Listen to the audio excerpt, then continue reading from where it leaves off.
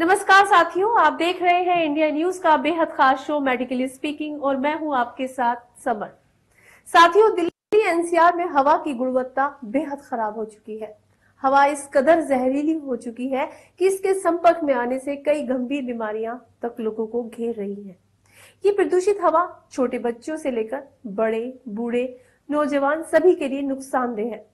इससे खांसी, जुकाम, बुखार, अस्थमा, फेफड़ों की समस्या, सांस की बीमारियां, सिर दर्द और चिड़चिड़ेपन जैसी समस्याएं बढ़ रही हैं। अस्पताल और क्लिनिक में रोगियों की लंबी कतारें लगी हैं। कुल मिलाकर दिल्ली एनसीआर समेत नॉर्थ इंडिया के कई शहर एक गैस चैम्बर में तब्दील हो चुके हैं। ऐसे में साथियों, ये समझना बेहद जरूरी है कि इस जहरीली हवा से हम किस तरह बच सकते हैं। हवा के संपर्क में आने से जो बीमारियां हमें घेर लेती हैं, हम उनसे कैसे खुद को बचा सकते हैं। साथियों, ऐसे तमाम सवालों के समाधान जानने के लिए हमारे साथ एक्सपर्ट डॉक्टर विभू कवात्रा जी जुड़ रहे हैं, जो कि पल्मोनोलॉजिस्ट हैं। डॉक्टर विभू जी, इंडिया न्यूज पर आपका बहुत बहुत स्वागत है। शुक्रिया। डॉक्टर विभू, सबसे पहले तो आप हमारे दर्शकों को ये समझाइए कि हमारे आसपास वातावरण में हवा की जो सफेद चादर सी फैली है, जिसे हम स्मॉग कहते हैं, ये हवा है, आखिर इतनी जहरीली क्यों है? इस हवा में आखिर ऐसा क्या है जो इसे प्रदूषित कर रही है? देखिए, बेसिकली क्या होता है कि आपका जो पॉल्यूशन होता है उसके अंदर सस्पेंडेड पार्टिकल्स होते हैं, यानी कि मिट्टी के कण भी होते हैं। ठीक है, इसके अंदर जो होता है वो सल्फर SO2 होता है और नाइट्रोजन ऑक्साइड होता है। तो ये सब चीजें जो होती हैं ये मिक्स करके जो होता है वो एक AQI टाइप की चीज बनाते हैं, जो हमारी एक डिफाइंड होता है क्वोशेंट, जिसको हम बोलते हैं। तो ये सब चीजें जो सस्पेंडेड हवा में पार्टिकल्स होते हैं, ठीक है, जो अलग अलग साइज के होते हैं। जो आपने बहुत कॉमनली आपने सुना होगा ना, PM2.5 है, PM10 है। तो ये होते हैं बेसिकली पार्टिकल साइज होते हैं। तो ये सस्पेंडेड पार्टिकल्स होते हैं जो एयर में होते हैं, जो आपका बेसिकली पॉल्यूटेंट्स हम लोग कहते हैं। और इनके साइजेस के बेसिस पे ये डिफाइन होता है कि ये PM2.5 से कम वाले हैं या फिर PM10 वाले हैं। जो 2.5 से ऊपर हैं परंतु 10 और 10 से नीचे 10 की रेंज वाले हैं, वो PM10 के अंदर काउंट होते हैं।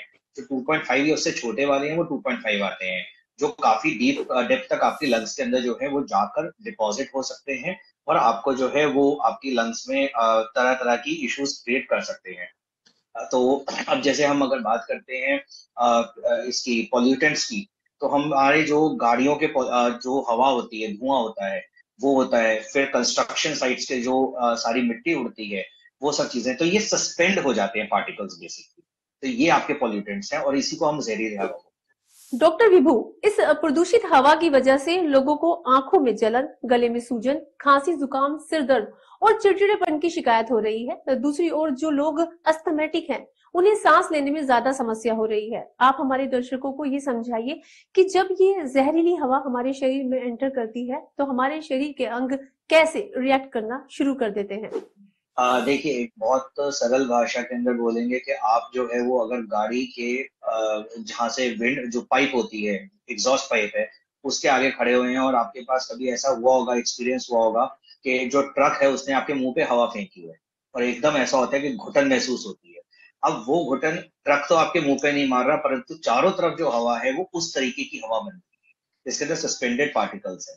अब जब वो गले में जाते हैं तो वो इरिटेंट्स का काम करते हैं, वहां पर लोकल इन्फ्लेमेशन करते हैं, यानी कि सोजिश करते हैं।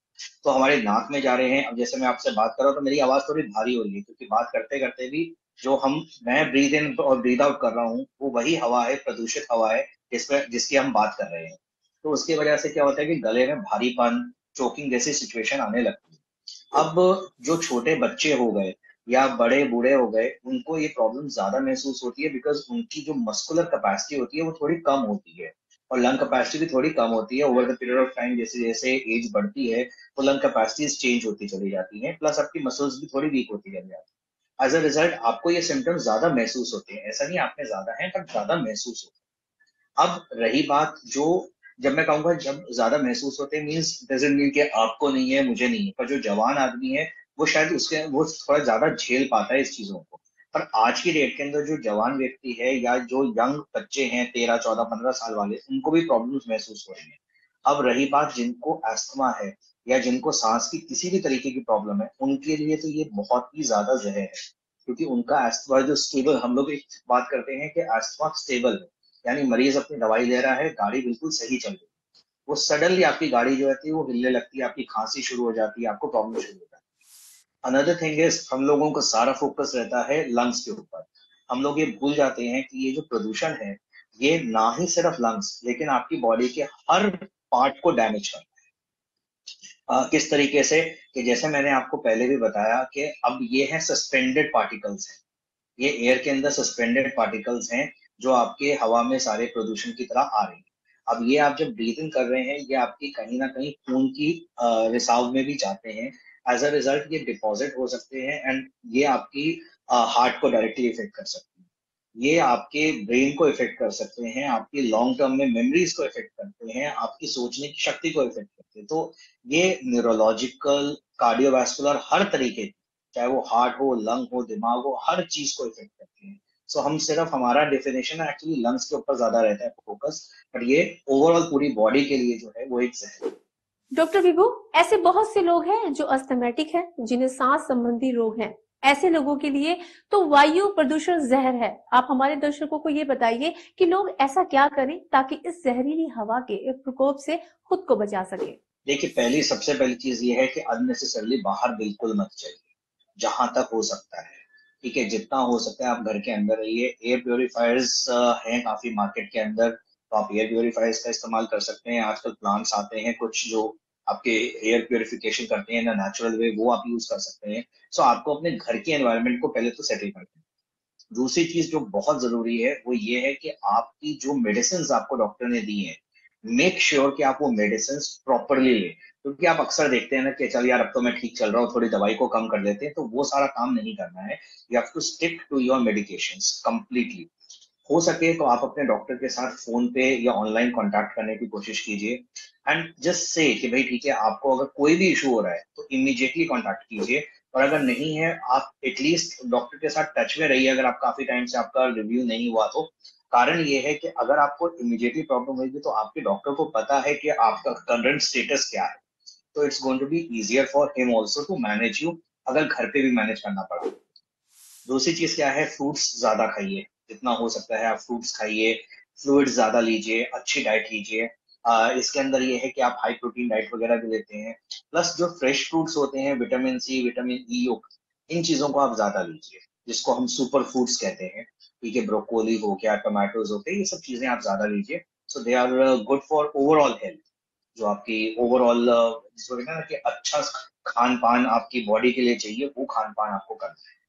So but precaution is the only thing. बाहर निकलना है तो N95 मास्क जहां तक हो सकता है वो इस्तेमाल। डॉक्टर विभू, क्लिनिक और अस्पतालों में इस हवा के कारण बीमार हो रहे लोगों की लंबी कतारें हैं। लोग खुद को बचाने के लिए अपने आप से भी कुछ घरेलू ट्रीटमेंट कर रहे हैं, जैसे स्टीम लेना, गुनगुना पानी पीना। आप हमारे दर्शकों को बताइए कि ऐसी प्रदूषित हवा के माहौल में स्टीम लेना, गुनगुना पानी पीना आखिर कितना फायदेमंद है। डेफिनेटली, देखिए स्टीम कहीं ना कहीं आपका जो है, जैसे मैंने बोला कि एडिक्वेट पानी पीजिए, तो वैसे जैसे बोला कि हाइड्रेशन जो आप मेंटेन करते हैं, लोकल हाइड्रेशन जो है वो आपकी मेंटेन होएगी स्टीम के साथ। पानी, जैसे आपने मैंने पहले बताया कि हाइड्रेशन मेंटेन करनी है, पानी ज्यादा पीना है, फ्लूइड ज्यादा लेने हैं। तो वो गर्म पानी लेते हैं तो वो आपको एक तरीके से जो लोकल इन्फ्लेमेशन है, जैसे मैंने बताया कि वहाँ लोकल सोजिश हो जाती है, तो वो सोजिश के अंदर कुछ आराम आपको गर्माहट से पड़ता है, तो डेफिनेटली वो काफी हेल्प हो जाता है। गुड़ को का इस्तेमाल भी कर रहे हैं। गुड़ क्या करता है कि वो इमीडिएट आपको थोड़ा एनर्जी प्रोवाइड कर देता है, तो उसके साथ मतलब एक एज एन एंटीऑक्सीडेंट भी काफी लोग यूज कर रहे हैं एंड उसमें कोई नुकसान नहीं है, थोड़ा बहुत गुड़ खा सकते हैं, पर आप डायबिटिक नहीं होना चाहिए। डॉक्टर विभू, बीते कुछ दिनों में कई ऐसे केस भी सामने आए हैं जिसमें दिल की समस्या और स्ट्रोक शामिल है। आखिर ये जहरीली हवा हमारे दिल के लिए कैसे घातक साबित हो रही है, इसके बारे में जरा विस्तार से बताइए। देखिए, बहुत सिंपल सी भाषा में आपका मैंने बताया कि आप जो एयर हम लोग लेते हैं, अब अल्टीमेटली ऑक्सीजन जो होता है वो भी तो आपका, और कार्बन डाइऑक्साइड आपका ब्लड ही कैरी करता है ना, जो लंग्स के साथ जो होता है, बट वो अल्टीमेटली तो आपका जो कैरी फॉरवर्ड करना है वो तो आपके ब्लड में ही होना है। अब ये जो छोटे छोटे पार्टिकल्स होते हैं, स्पेशली जो PM 2.5 से नीचे वाले पार्टिकल्स हैं, जो बहुत छोटे छोटे पार्टिकल्स हैं, ये आपकी ब्लड स्ट्रीम में मिल जाते हैं और ये क्या करते हैं कि लोकल डिपॉजिट्स एक तरीके से बनाते हैं। तो वहां पर उसके अंदर एक तरीके से जो हार्ट अटैक का चीज हो गई या स्ट्रोक्स, मैंने पहले ही बताया आपके ब्रेन पे इफेक्ट करते हैं। तो ये छोटी छोटी जो हमारी आर्टरीज वगैरह होते हैं उनमें डिपॉजिट्स की तरह काम करते हैं, और बाद में इनमें जो होता है वो इनके आसपास डिपॉजिट्स वो बढ़ते जाते हैं and can cause heart attacks, strokes, या मतलब इवन पैरालिसिस, या इवन आप ये देखिए कि आपकी जो किडनीज वगैरह के अंदर है, उसके अंदर किडनी के अंदर भी डिपॉजिट होगा, तो कहीं ना कहीं किडनी की फंक्शनिंग पे भी ये डायरेक्टली इफेक्ट करता है। डॉक्टर विभू, एक सवाल मेरा ये भी है कि जो लोग हाई ब्लड प्रेशर के मरीज हैं और जो पहले से ही दिल के मरीज हैं, उन लोगों को इस मौसम में क्या सावधानियां बरतनी चाहिए ताकि वो किसी भी गंभीर स्टेज से पहले खुद को बचा पाए? देखिए, जैसे जो प्रिकॉशंस आपके लंग्स के लिए हैं वही दिल के पेशेंट्स के लिए भी है। सिंपल सी बात है, आपको वेंचर आउट नहीं करना है, क्योंकि आप एक चीज देखिए, जो आपका हार्ट है और लंग है ये अलग नहीं है, कार्डियो पल्मोनरी है, ये हार्ट और लंग अलग अलग नहीं रहना। आपकी लंग पे अगर प्रेशर बढ़ेगा, अब जैसे आपको आज की डेट के अंदर अगर मुझे कोई लंग्स की प्रॉब्लम नहीं है, मुझे कोई रेस्पिरेटरी प्रॉब्लम नहीं है, पर मुझे फिर भी तकलीफ महसूस हो रही है इस एयर के अंदर ब्रीथ करने में, तो कहीं ना कहीं वो जो प्रेशर है जो मेरी लंग्स पे पड़ रहा है वो इनडायरेक्टली मेरी हार्ट पे भी पड़ेगा। तो जो बीपी का पेशेंट है उसका बीपी थोड़ा सा अप की तरफ जा सकता है। तो जैसे मैंने लंग्स के लिए बताया, वही बीपी वाले पेशेंट के लिए है कि अपनी दवाइयां एडिक्वेटली लीजिए, फ्लूइड्स लीजिए, सारे प्रिकॉशंस जो लंग्स के लिए लेने हैं वो सब आपको लेने। तो it's a overall kind of a thing कि आपको ये सब काम जो है वो आइडली सबको करने हैं। डॉक्टर विभू, सभी लोगों का इम्यून सिस्टम अलग अलग होता है। प्रदूषित हवा इस वक्त बच्चे, बूढ़े, नौजवान सभी के लिए एक बड़ा संकट बनी हुई है। हमारे दर्शकों को आप बताइए कि पेरेंट्स आखिर घर में मौजूद छोटे बच्चों के लिए क्या स्टेप उठाए ताकि बच्चों पर कोई आंच ना आए। देखिए, छोटे बच्चों के अंदर तो जो अगर कोई एक तो लेवल वो हो गया बच्चों का जो स्कूल ही नहीं जा रहे जी, उनको तो आप घर में रखिए, उनको आउटडोर एक्टिविटी को कोई चलाओ मत कीजिए, वो घर के अंदर ही रहेंगे, घर के अंदर ही खेल कूद करें, सब करें। उसके अंदर आप ज्यादा कुछ कर नहीं सकते, बाकी उनकी डाइट और फ्लूइड्स और फ्रूट्स वगैरह जैसे मैंने बताया उन सब चीजों पे आपको ध्यान दें। बट अब जो बच्चे स्कूल जाते हैं उसके अंदर आई थिंक अभी तो स्कूल्स बंद हैं, कल और आज तो डिफाइन किया गया है कि स्कूल्स बंद हैं, और आगे भी शायद हो सकता है कि ऑनलाइन क्लासेस भी किए जाएं। अगर ऑनलाइन क्लासेस नहीं रहती हैं तो जैसे मैंने बात हुई कि भाई एडिक्वेट फ्लूइड्स और फ्रूट्स और वेजिटेबल्स और आपकी डाइट वाला पार्ट तो हो गया। Apart from that N95 mask use करना है। आउटडोर तो बच्चों को आपने अभी इस समय पे खेलने देना अलाउ करना ही नहीं है। तो प्लस दूसरी चीज क्या है कि देखिए, at the end of the day हमें एक चीज समझनी पड़ेगी, बच्चे स्मोकर्स नहीं है, बट हम बच्चों को स्मोकर्स बना रहे हैं। ये जो चीज वो स्मोक करे जा रहे हैं ये इरिपेयरेबल डैमेज करेगी। देखिए, अस्थमा जब हम दमा की बात करते हैं, बट दमा एक बड़ा ही वाइड किस्म का टर्म है जिसमें एक अस्थमा आता है, एक सीओपीडी आता है। सीओपीडी वो होता है जो स्मोकर्स को होता है। और आज की डेट के अंदर जो मैंने पिछले 10 साल के अंदर मेरे पास बच्चे आ रहे हैं, उनका जब हम सांस का टेस्ट करते हैं, जांच करते हैं, तो हमें रियलाइज हो रहा है कि उनकी पिक्चर ना सीओपीडी जैसी आना शुरू हो गई है, यानी कि रिवर्सिबिलिटी कम है। क्योंकि दिल्ली जैसी जगह पे पॉल्यूशन की प्रॉब्लम जो है वो दिल्ली एनसीआर में इस साल की नहीं है, ये 2023 की प्रॉब्लम नहीं है, ये तो परपेचुअल प्रॉब्लम है। पिछले 10 साल से हम लोग इसी चीज के बारे में हर साल डिस्कस करते हैं। तो ये चीज जो एक्सपोजर्स हैं और जितने अर्ली एक्सपोजर्स होंगे उनकी लंग्स को उतना ज्यादा डैमेज होगा। ये चीजें हैं जो प्रॉब्ली शायद सरकार को जो है वो सीरियसली लेकर इसके बारे में कुछ करना चाहिए। डॉक्टर विभू, प्रदूषण से प्रदूषित हवा के कारण लोगों को गले में इन्फेक्शन, खांसी, जुकाम और सांस की समस्याएं हो रही हैं। लोग घर पर ही रहकर इलाज के घरेलू तरीके अपना रहे हैं। आप हमारे दर्शकों को ये बताइए कि आखिर कौन से वो सिम्टम हैं जो लोगों को खुद में दिखाई दे, तो वो खुद डॉक्टर के पास जाए। देखिए, अब जैसे अगर आप हम आंख की बात करते हैं, अगर आपकी आंख के अंदर थोड़ी बहुत जलन महसूस हो रही है, आप आर्टिफिशियल टीयर्स वगैरह मार्केट में मिलती है, लोग पानी धोने की बात करते हैं, पानी से मत धोइए, आप रादर आर्टिफिशियल टीयर्स को यूज कीजिए, क्योंकि आर्टिफिशियल टीयर्स जो होती हैं वो आपकी आंसू के तरीके की नकली टीयर्स होती हैं, आराम से मार्केट में अवेलेबल है। अब अगर उसके बावजूद आपकी आंखों में बहुत ज्यादा स्वेलिंग है, रेडनेस हो रही है, इचिंग हो रही है, इरिटेशन हो रही है, पेन हो रही है, तो आपको इमीडिएटली डॉक्टर को कंडक्ट करना चाहिए, बिकॉज वो सिर्फ पॉल्यूशन रिलेटेड नहीं हो सकता है कुछ और बीमारी है और हम उसको पॉल्यूशन की तरह सोच रहे हैं।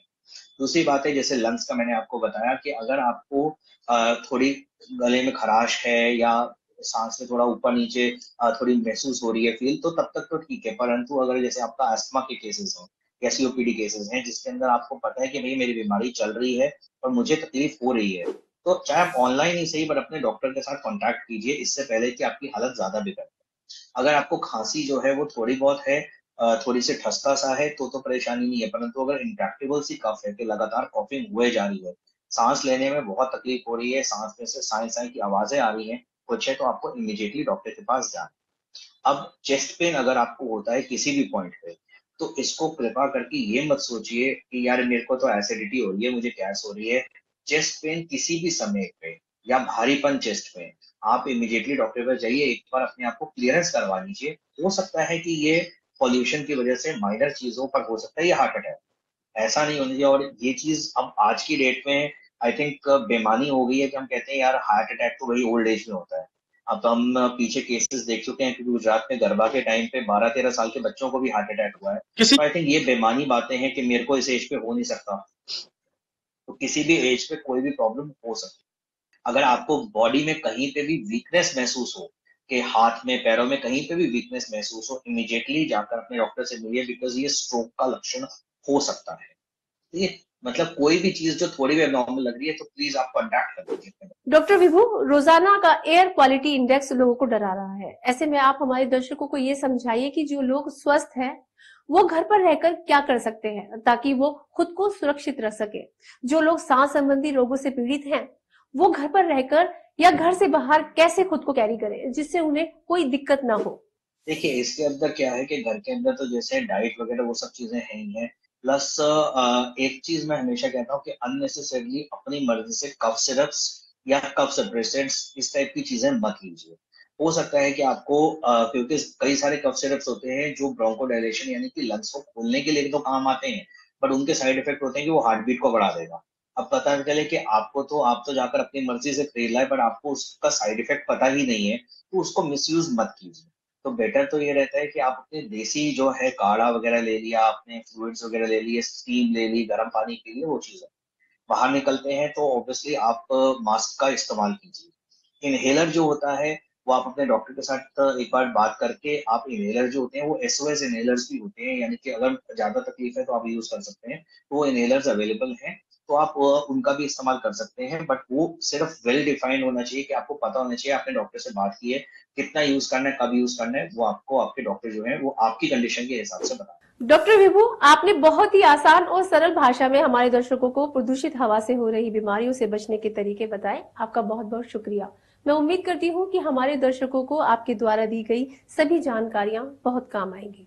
बहुत बहुत शुक्रिया हमारे साथ जुड़ने के लिए। दोस्तों, हवा प्रदूषित है लेकिन ऐसा हो नहीं सकता कि लोग घर से बाहर न निकले। ऐसे में जरूरी है कि आप एहतियात बरतें, जितना ज्यादा हो सके पॉल्यूशन के संपर्क में आने से बचें, खुद को हाइड्रेट रखें, अच्छी डाइट लें, N95 मास्क का उपयोग करें और अपने परिवार की सेहत का भी ख्याल रखें। फिलहाल मुझे दीजिए इजाजत। नमस्कार।